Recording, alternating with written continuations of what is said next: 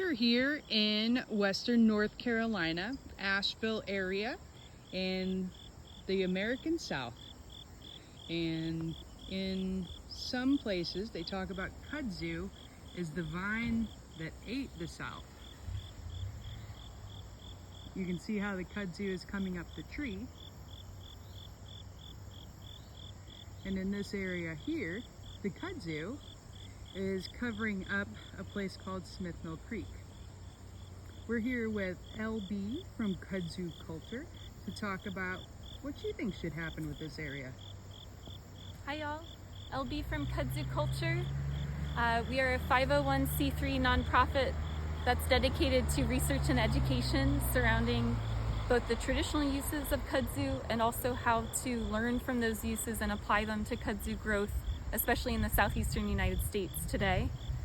This is an interesting site because we have some kudzu growth that's already wrangled in this pool down here on the side of the road, helping keep the bank up, helping prevent erosion, especially during some of these intense storms that we have coming through here, and that will probably be increasing over coming years.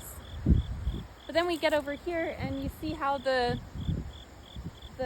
older growth vines have made their way up into these limbs.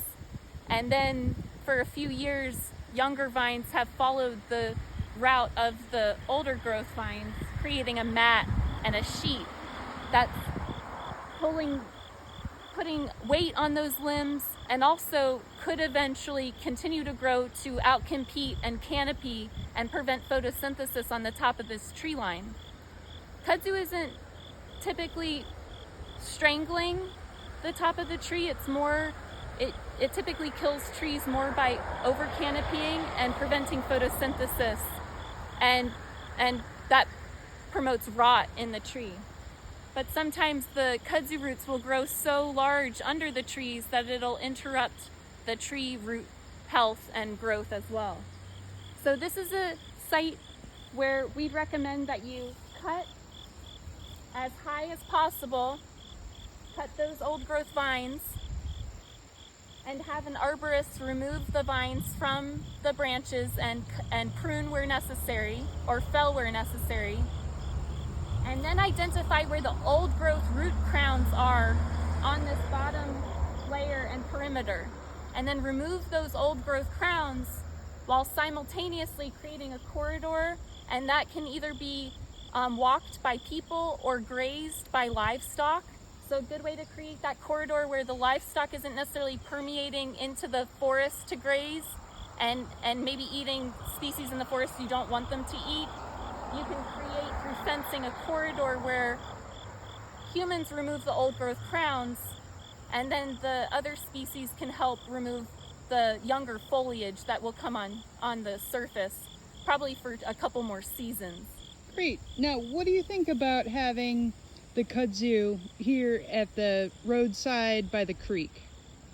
It's pretty thick in there.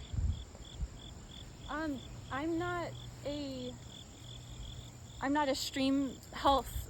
I'm not a scientist in terms of stream health, so I suggest collaborating with organizations and individuals who have more knowledge around that, and this could potentially be an interesting site to conduct some studies and see how kudzu may help prevent erosion.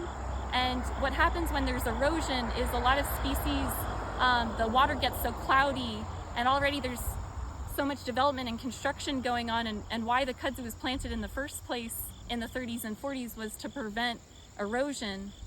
What happens is the runoff will pollute the water, so even if it's not chemicals in the water or herbicides or pesticides, it's the silt and clay and other runoff from that erosion.